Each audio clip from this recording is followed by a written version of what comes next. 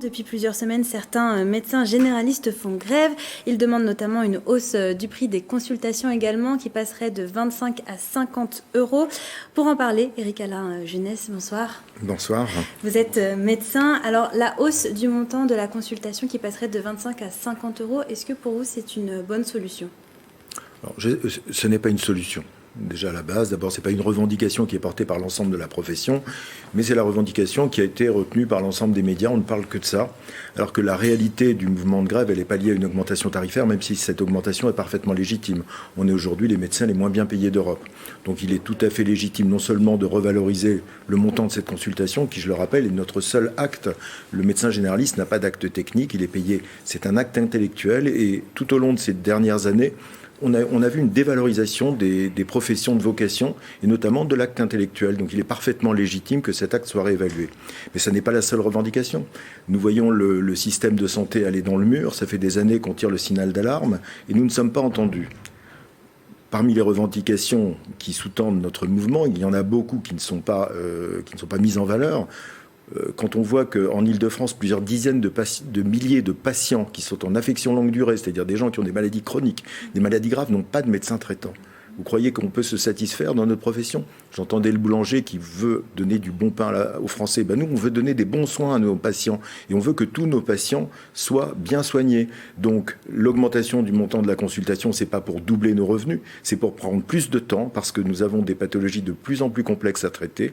Et d'autre part aussi, le fait que notre profession soit de moins en moins attractive fait que nos jeunes collègues ne s'installent pas. Et le vrai problème aujourd'hui n'est pas tellement le manque de médecins formés, c'est le manque de médecins qui s'installent. Savez-vous que on a formé depuis 10 ans 45 000 médecins.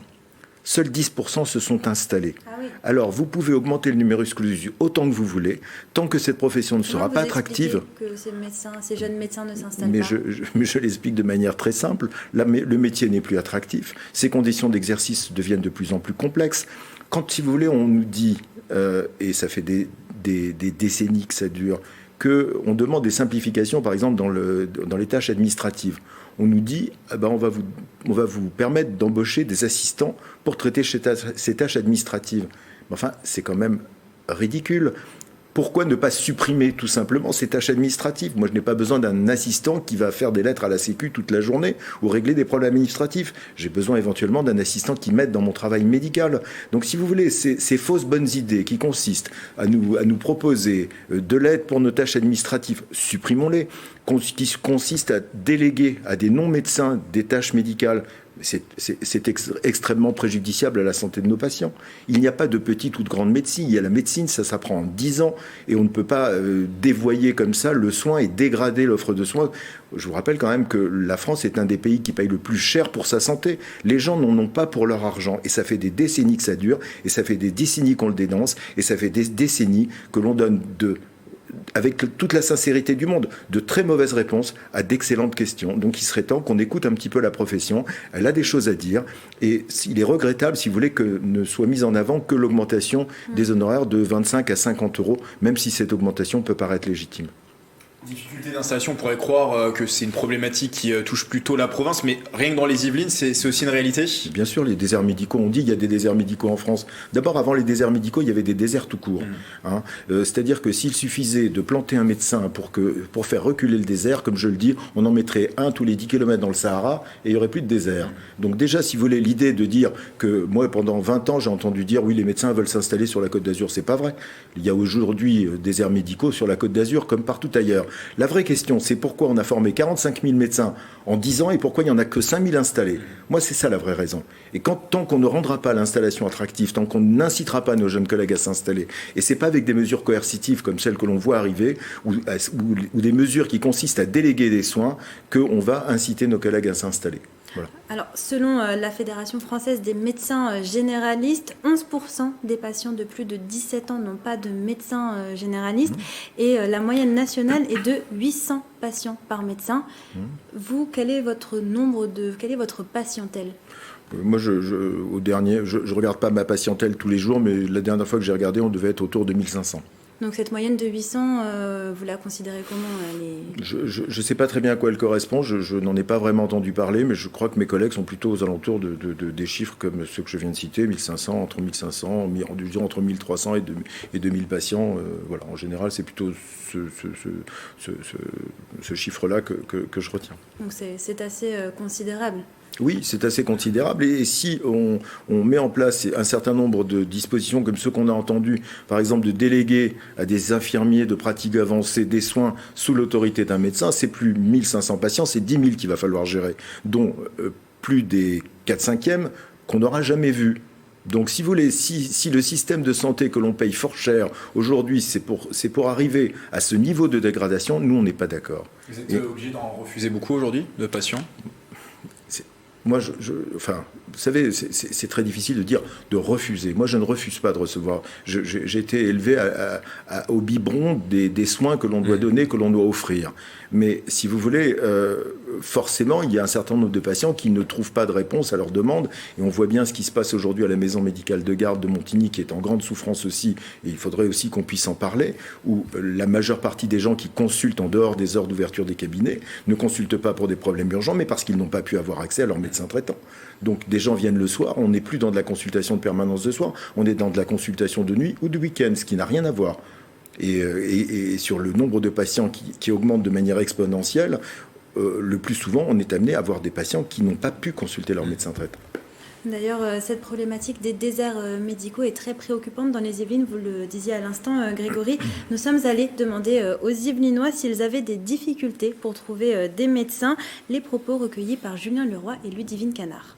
Moi, je n'ai pas été confrontée directement parce que moi, j'ai la chance d'être suivie par un médecin depuis plusieurs années. Et quand elle est partie à sa retraite, sa remplaçante donc, a repris forcément tous ces dossiers. Oui, j'ai essayé de prendre rendez-vous récemment. En janvier du 2, finalement, j'ai eu rendez-vous le 9. Donc, il y a quand même une semaine de différence. En cas d'urgence, je ne sais vraiment pas comment faire. C'est pas simple. Hein. Aujourd'hui, non, j'ai pas eu de complications pour aller chez le médecin, dans le sens où je suis pas malade. Mon médecin généraliste est parti en retraite avec sa collègue depuis le 31 décembre et depuis, donc c'est un gros problème pour trouver un remplaçant ou une remplaçante. Je n'ai pas eu à prendre de rendez-vous pour l'instant, mais mon médecin est parti à la retraite, donc je n'ai plus de médecin traitant. Et alors j'ai la fille d'une amie qui finit ses années de médecine et je serai une de ses premières patientes avec mes enfants. Alors comment remédier à ce manque de médecins, Eric-Alain Junès? Vous nous expliquez augmenter l'attractivité du métier, mais est-ce qu'il y a des pistes concrètes? Les pistes concrètes, elles viennent du terrain. On a donné un certain nombre d'idées. La médecine ne s'exerce plus comme dans les années 50 ou avant, où il suffisait d'avoir un stéthoscope et puis une bonne oreille pour faire de la médecine. Aujourd'hui, la médecine a besoin de plateaux techniques, elle a besoin d'accessibilité, elle a aussi besoin de rapport avec l'hôpital. Je veux dire, il y a une sorte de frontière entre la médecine de ville et l'hôpital. Il faut rompre cette frontière, nous permettre d'avoir un échange et des dialogues avec nos collègues hospitaliers qui soient facilités pour améliorer la prise en charge de nos patients. Il y a toutes ces mesures-là, si vous voulez, qui sont des mesures de bon sens, mais qui inciteraient nos jeunes collègues à s'installer. Il n'est pas normal que entre 80 et 90% de nos collègues formés s'installent. Vous pouvez doubler le numerus clausus, vous en aurez au bout du compte pas plus qui s'installent. Donc incitons nos collègues à s'installer, mais pour les inciter à s'installer, il faut des mesures pour favoriser l'installation, mais il faut surtout rendre la profession attractive. Or, c'est exactement le contraire qu'on fait, et depuis des années. Je ne mets pas en cause ce gouvernement ni les autres. Ça fait 25 ans depuis les ordonnances Juppé qu'on casse le système de santé, la médecine de ville. Il serait temps peut-être d'inverser la vapeur avant qu'il ne soit trop tard. Cette grève, elle a fonctionné selon vous? Elle a fonctionné, des choses ont été dites, des manifestations ont été faites. On verra ce que ça donnera dans les jours suivants. Moi, je ne doute pas de la bonne volonté lorsqu'il m'est arrivé de discuter avec des personnes qui avaient des responsabilités politiques.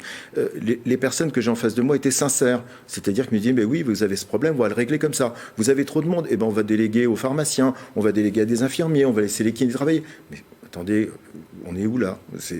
La médecine, c'est de la médecine, c'est pas de la kinésithérapie. C'est pas le rôle d'une infirmière de faire le travail du médecin. Vous savez, ma mère, qui était de l'ancienne école, disait souvent un proverbe: chacun son métier, les vaches sont bien gardées. Eh bien, la médecine, ça s'apprend en 10 ans en études, mais ensuite il y a toute l'expérience d'une vie. Et ça ne se remplace pas par de la bonne volonté, même si des personnels peuvent faire un certain nombre de tâches médicales je ne dis pas le contraire, mais considérer qu'on va transformer la médecine en autre chose, eh bien, ce n'est pas défendre l'intérêt de nos patients. Et nous, ce qui nous tient à cœur, et les augmentations d'honoraires, c'est non pas pour gagner plus d'argent, c'est pour passer plus de temps avec nos patients, avoir plus de temps à leur consacrer, parce qu'aujourd'hui, avec 25 € de consultation, il faut voir entre 3 et 4 patients à l'heure, et ça n'est pas suffisant. Donc nous voulons prendre du temps et nous voulons que nos jeunes collègues s'installent pour prendre en charge tous ces patients qui n'ont pas de médecin traitant. Et ça, c'est possible. Il faut rendre le métier attractif, il faut redonner cette lettre de noblesse à la médecine générale. Et quand on l'aura fait, peut-être qu'à ce moment-là, nos jeunes collègues auront envie de s'installer, de faire ce merveilleux métier. Parce que, très sincèrement, moi j'ai entendu beaucoup de sirènes aussi sonner autour de moi pour faire autre chose. Je suis resté là parce que on fait un métier formidable et nos collègues le savent et le partagent. Et ce que nous voulons faire au travers de ce mouvement, c'est défendre ce merveilleux métier et donner à nos jeunes collègues envie de le faire avec nous. Eh bien, merci Éric-Alain Junès d'être venu en parler en plateau avec nous. Je le rappelle, vous êtes médecin à Montigny-le-Bretonneux.